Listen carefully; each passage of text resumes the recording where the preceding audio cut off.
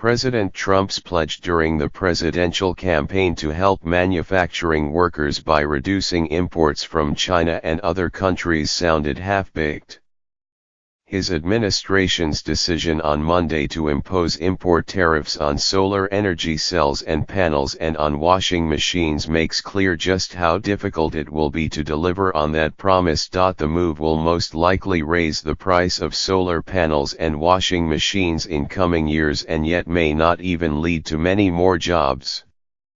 That outcome might sound paradoxical, but analysts say it's due to changes underway in both industries well before Mr. Trump took office. Tariffs will not be high enough to create new manufacturing jobs because the cost of production in countries like Malaysia and South Korea will remain significantly lower than in the United States. Also, American factories would probably be highly automated and require far fewer workers. Meanwhile, the higher tariffs and thus higher prices for solar cells and panels will reduce demand from residential customers, businesses, and utilities. That will hurt American businesses that install panels and produce equipment used in solar systems.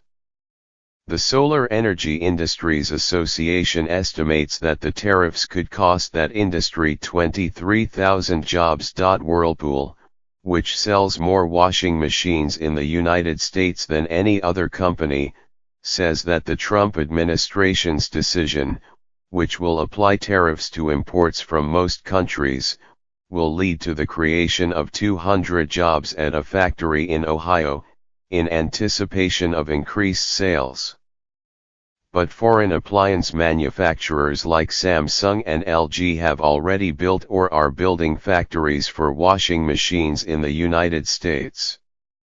So any advantage Whirlpool might enjoy could fade away as a new Samsung factory in South Carolina and an LG factory under construction in Tennessee begin churning out machines, creating more competition. The Trump administration imposed the tariffs in response to complaints by domestic manufacturers Suniva and SolarWorld in the solar case and Whirlpool in the washing machine case that competition from a surge of imports had hurt their businesses. The tariffs on solar products last 4 years, starting at 30%, falling to 15% in the fourth year. Each year, the first 2.5 gigawatts of solar cells imported into the country will be exempt from the tariffs. The washing machine tariffs last 3 years and start at 20% on the first 1.2 million units and 50% for the rest, declining to 16% and 40% in the third year. The tariffs, though, could have a domino effect. The Trump administration imposed them under a federal trade law that allows the president to protect, or safeguard, domestic industries hurt by imports. Other countries will very likely challenge these tariffs at the World Trade Organization and seek to impose retaliatory tariffs against American exports. Mr. Trump is hardly the first president to use tariffs to help domestic industries. Barack Obama and George W. Bush took similar actions to help the tire and steel businesses respectively. But those presidents also tried to strike trade agreements with other countries, with varying degrees of success. Mr.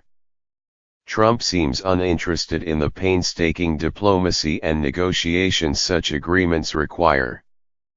Just look at his threats in recent months to withdraw the United States from the 24-year-old North American Free Trade Agreement should Canada and Mexico not quickly agree to changes his administration is demanding. The White House needs to put forward a coherent and convincing trade policy if Mr. Trump wants to do right by his working-class supporters.